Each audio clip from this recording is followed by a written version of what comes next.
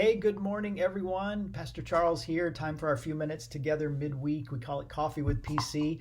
I've been showing you my coffee cup. I have a very sad coffee cup to show you today.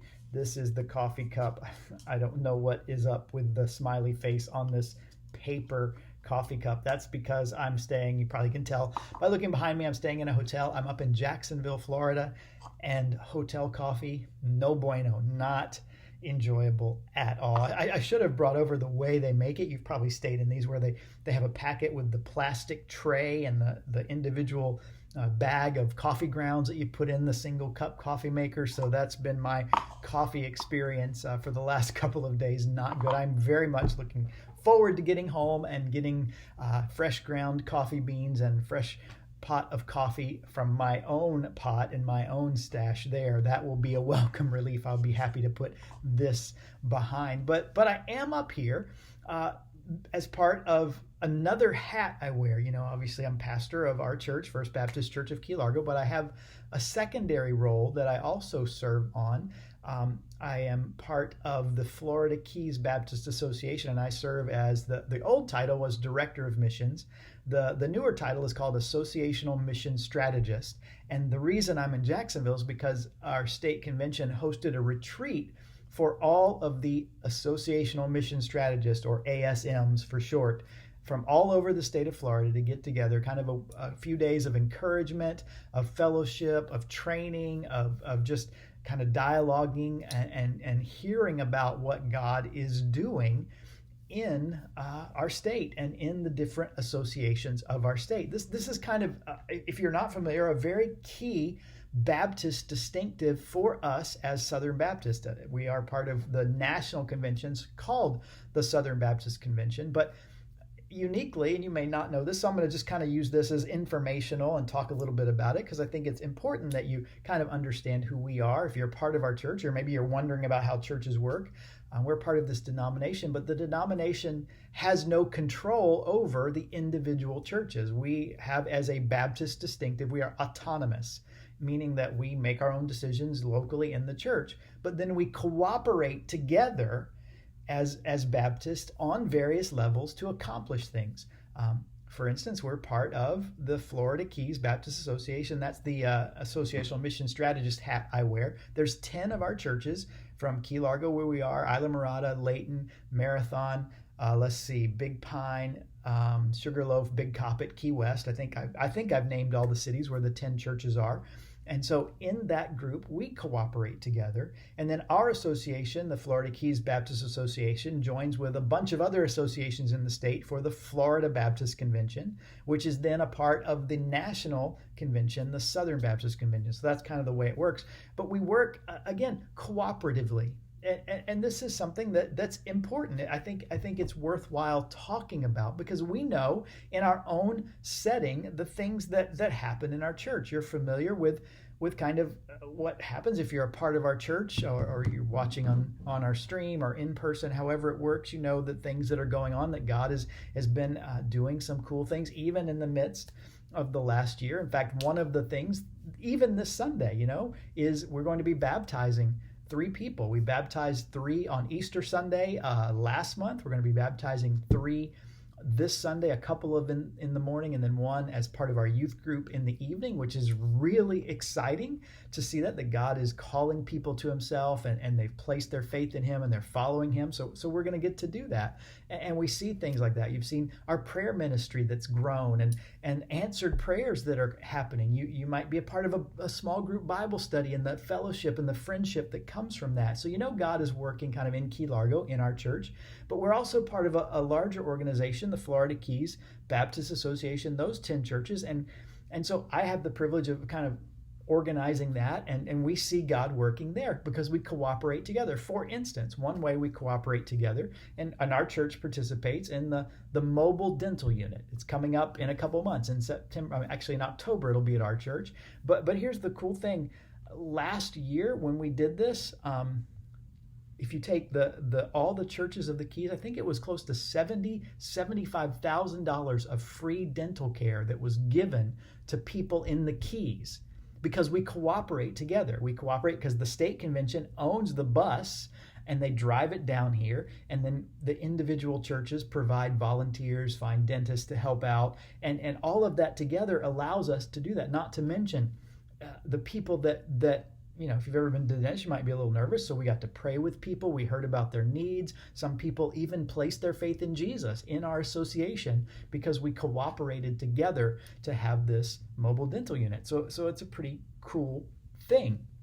And then that's just one example. There are other things that happen in our association. But then you go to the next level, like the state convention, and you see there exciting things too. Like one of the things that happened this weekend is our state staff, Dr. Tommy Green is our executive director treasurer. He talked to us about some of the things that are going on in our state convention, kind of some benchmarks.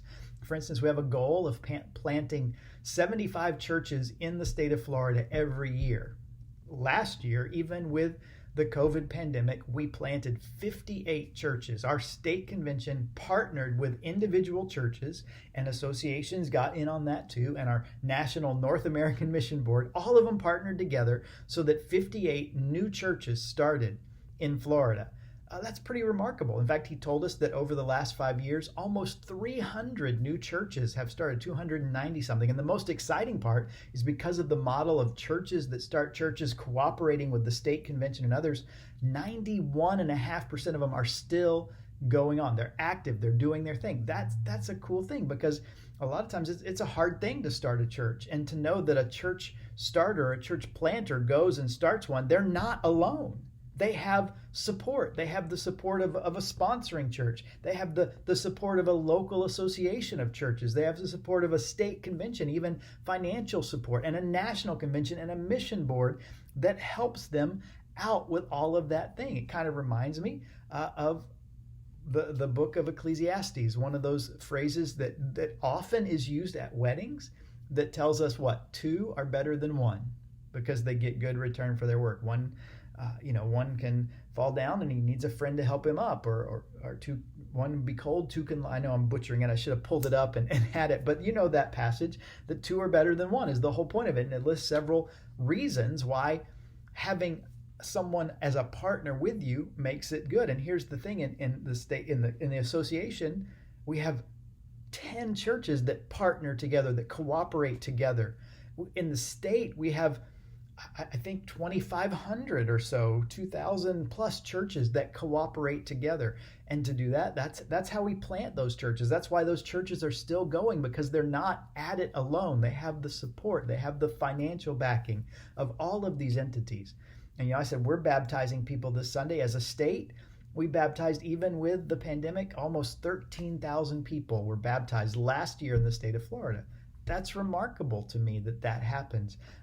They counted up mission engagements. Obviously a lot of things didn't happen because of the pandemic. For instance, international mission trips and the like. But still, churches in our state reported, I think, 29,000 mission type engagements last year.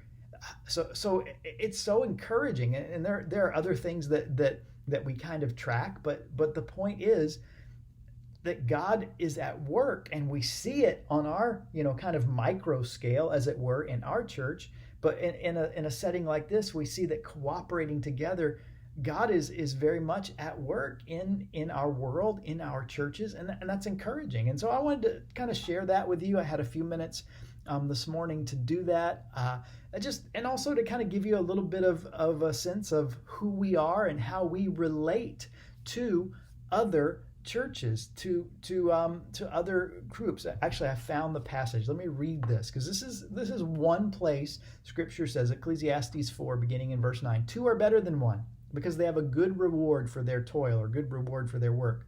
If they fall, one will lift up his fellow. But woe to him who is alone and he falls, and he has not someone to lift him up. There you go. That church start that needs help. There are people there to support them.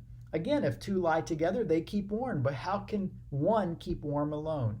And though a man might prevail against one who is alone, two will withstand him. And a cord of 3 strands is not easily broken. Even that we think in this is maybe the biblical backbone, the underpinnings of why we cooperate together. God didn't make us to live the Christian life alone. He gave us other believers, and we're associated and cooperating in ways that I hope encourage you today. Maybe you didn't know that, maybe you did, maybe it's an old history lesson, but just one simple way that I've been encouraged over the last couple of days about how our church is part of something bigger. Yes, the ultimate big is we're part of the Church of Jesus Christ, but to see cooperating together with other churches and what we can accomplish together is always more than we can accomplish alone. So I hope you'll take courage in that, not just from our church-wide perspective, but even for you to know that you're not